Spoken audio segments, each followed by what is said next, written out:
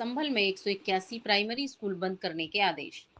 Samajwadi party ने जताया कड़ा विरोध। उत्तर प्रदेश सरकार द्वारा प्रदेश भर में लगभग 27,000 प्राथमिक विद्यालयों को बंद करने के फैसले के तहत संभल जनपद में भी 181 प्राथमिक विद्यालयों को बंद करने के आदेश जारी किए गए हैं। इस निर्णय के खिलाफ समाजवादी पार्टी ने कड़ा विरोध जताया है। समाजवादी पार्टी ने सवाल उठाया कि जब ये विद्यालय बंद हो जाएंगे तो गरीब, मजदूर और किसान परिवारों के बच्चों की शिक्षा का क्या होगा? क्या वे प्राइवेट स्कूलों की महंगी फीस चुका पाएंगे? स्कूलों के बीच की दूरी 3 से 5 किलोमीटर या उससे भी अधिक हो जाएगी, जिससे छोटे बच्चों की सुरक्षा और नियमित उपस्थिति पर गंभीर असर पड़ेगा। पार्टी ने यह भी चिंता जताई है कि जब स्कूलों की संख्या घटेगी तो बीएड और डीएलएड जैसी शिक्षण डिग्री लेने वाले हजारों युवा बेरोजगार हो जाएंगे। समाजवादी पार्टी का आरोप है कि यह फैसला प्रदेश के नागरिकों को शिक्षा से वंचित रखने और शिक्षित उत्तर प्रदेश की दशा में बाधा उत्पन्न करने वाला है।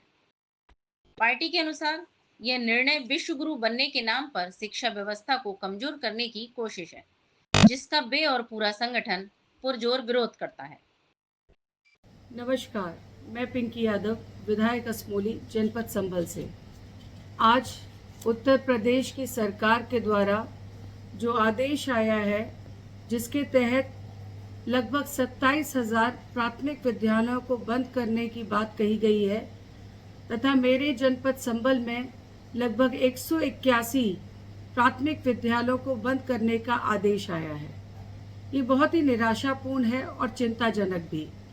मेरा सरकार से सवाल है कि जहां सरकार एक तरफ ये गत वर्ष में दावा कर रही थी कि हम लोगों ने यानी कि सरकार ने गत वर्ष में ये दावा किया था कि स्कूल चलो अभियान के तहत सबसे ज़्यादा संख्या बल पहली बार उत्तर प्रदेश में भारतीय जनता पार्टी की सरकार में बढ़ा। अब यहाँ पर ये भी सवाल उठता है कि जब संख्या बल प्राथमिक विद्यालयों में दाखिले करके सबसे ज़्यादा गत वर्ष में बढ़ा, तो अब इस वर्ष भारतीय जनता पार्टी की सरकार इन प्राथमिक विद्यालयों को क्यों बंद करना चाहती है।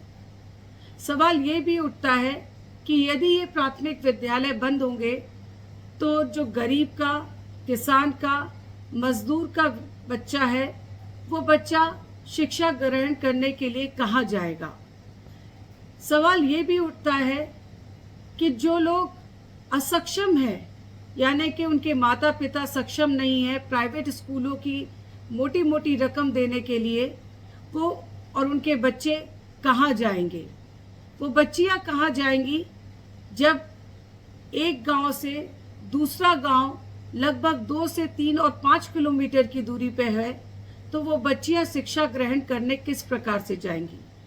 सवाल ये भी उठता है कि यदि प्राथमिक विद्यालय बंद कर दिए जाएंगे तो डीएलएड के, बीटीसी के, बीएड के युवा कहाँ जाएंगे, क्योंकि सरकार ने 2018 के बाद नौकरियां निकालने की बात तो करती है, पर उनको नौकरियां नहीं मिल रही और आज भी युवा बेरोजगार घूम रहा है। मुझे लगता है कि कहीं ना कहीं भारतीय जनता पार्टी अपने प्रदेश के नौनिहालों को शिक्षा से वंचित रखना चाहती है और डरी हुई है, क्योंकि यदि ये नौनिहाल शिक्षित हो जाएंगे तो कल को सवाल करेंगे, अपने अधिकारों को मांगेंगे, और कहीं ना कहीं भारतीय जनता पार्टी इस डर में है कि युवा अगर नौकरी पा जाएगा, ये नौनिहाल शिक्षित हो जाएंगे, तो कल को ये हम ही से सवाल करेंगे और उनके पास इसका कोई उत्तर नहीं है। ये प्रतीत होता है कि कहीं ना कहीं भारतीय जनता पार्टी असक्षम है युवाओं को नौकरियां देने में, असक्षम है हमारे गरीब, किसान, मजदूर के बच्चों को शिक्षा देने में। इसीलिए ये स्कूल बंद करने की कवायद सरकार द्वारा चलाई जा रही है, क्योंकि पढ़ाई ही लड़ाई की ताकत होती है। और यहाँ भारतीय जनता पार्टी इन बच्चों को, इन नौनिहालों को वंचित रखकर ये साबित करती है। मेरा केवल सरकार से इतना ही मांग है कि इन स्कूलों को बंद ना करके आप जागरूकता अभियान चलाएं, ताकि शिक्षा के प्रति और जागरूक हों। वो सुविधाएं प्राथमिक विद्यालयों में दी जाए कि अभिभावक और बच्चे आकर्षित होकर शिक्षा ग्रहण करने के लिए उन स्कूलों तक पहुँचे और उनकी संख्या बल बढ़े, उन युवाओं को नौकरी मिले, क्योंकि शिक्षा अधिकार है हमारा। जय हिंद, जय समाजवाद।